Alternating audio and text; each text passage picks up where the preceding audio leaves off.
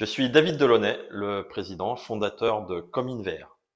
CominVR crée des contenus pédagogiques immersifs, notamment en réalité virtuelle. Le monde de la formation professionnelle doit répondre à des enjeux sociétaux et économiques.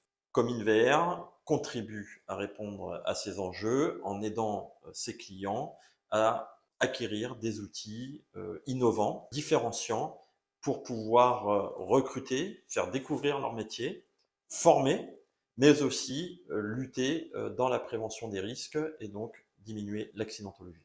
Attirer l'attention des apprenants en formation est de plus en plus compliqué.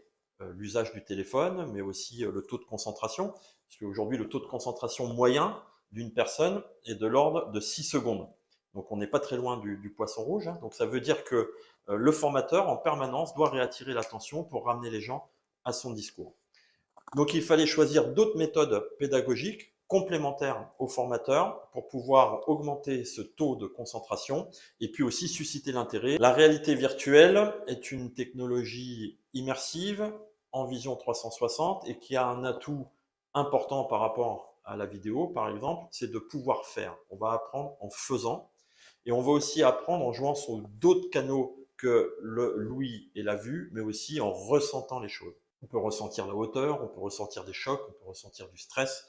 Et donc, le corps va emmagasiner l'information d'une façon complètement différente que lorsque d'une formation traditionnelle. Et aujourd'hui, on a des statistiques. Les statistiques nous disent qu'au bout d'un an, lorsqu'une formation a été faite de façon immersive, on a encore 80% du discours qui est présent chez l'apprenant contre 10 à 15% dans une formation traditionnelle. À travers son offre, que ce soit des produits sur étagère ou de la production sur mesure, CominVR répond à des problématiques concrètes chez ses clients. Alors, chez CominVR, nous intervenons dans les différentes phases de vie d'un salarié.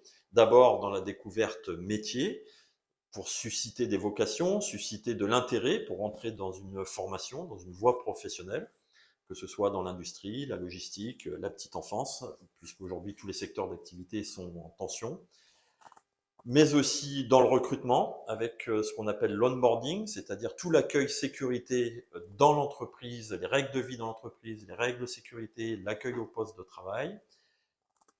La formation, bien sûr, tout au long de la vie du salarié, comment monter en compétence à son poste de travail, peut-être aussi évoluer au sein de l'entreprise, ce qu'on appelle la GPEC, la gestion prévisionnelle des emplois et des compétences.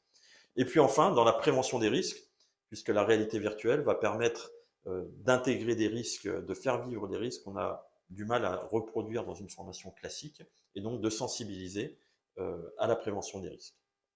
Toute notre offre contribue à conserver le savoir-faire de l'entreprise.